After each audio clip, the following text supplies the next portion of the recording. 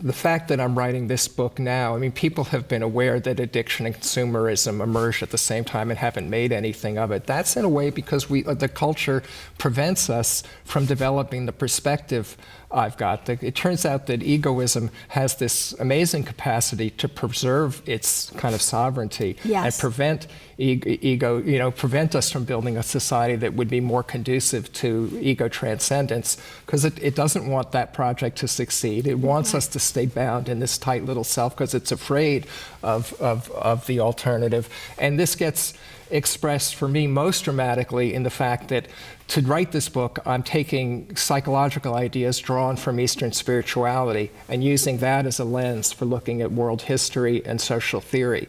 In modern academia, that's against the law. Right. You're not allowed to take seriously the fact that, I mean, lots of academics, most academics self-identify as spiritual. Lots of them take yoga classes and meditate. But in the classroom, in their research, they are not allowed to admit that it's possible to transcend ego identification.